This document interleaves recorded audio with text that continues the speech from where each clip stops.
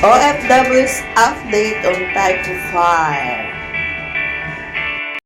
Hello mga ka-cheers! Kumusta na po kayo ngayon? Sa malamig na panahon dito sa Hangkang. Yan, at mayroon po tayong update para po sa ating mga kapwa OFW, lalo na po dun sa mga employer na nangyari na kaganapan sa Typhoon Fire. Ito po ang inyong update. Kaya tara na! Manood po tayo. Let's go!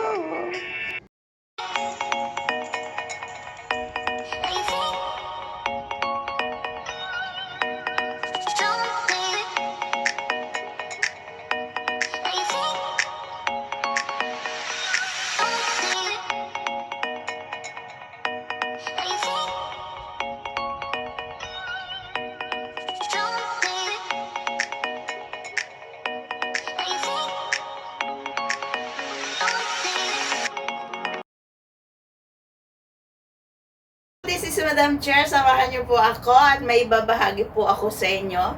Ito po yung tungkol sa yung sa Typhoon Fire na nangyari po kamakailan, at ibinabalita po natin that the Immigration Department last Monday said special arrangements have been made for foreign domestic helper whose employer can no longer fill their employment contract due in the Typhoon Fire. So, allowing them to remain in Hong Kong as visitors for 3 months with extension available to find a new employer without having to return their.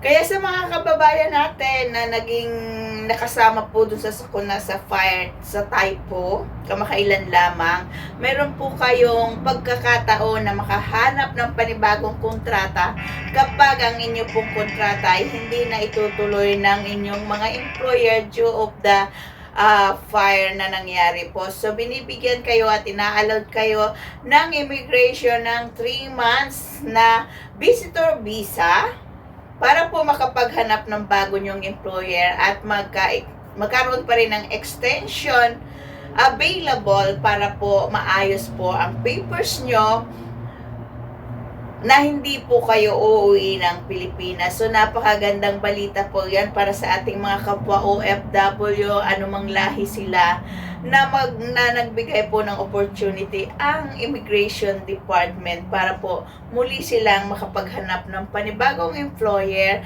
at patuloy na makapagtrabaho dito sa Hong Kong.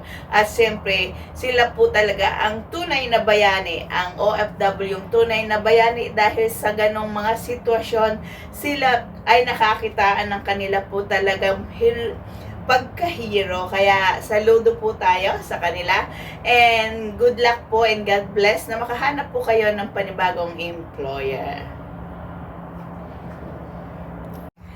So yan, at sana ay meron po kayong nakuha at di balita nyo po itong may kakilala kayo na mga naging bahagi po dyan sa Typhoon Fire. At syempre sa ating mga kapwa OFW, dahil nga po malapit na magtatapos ang taon, hindi man natin nakasama ang ating mga mahal sa buhay. Sana po ay maging okay lang kayo and always take care to yourself and be kind to everyone. Smile always and pray always. Maging safe tayo at maging beautiful. Bye-bye po. God bless. See you next year. Bye.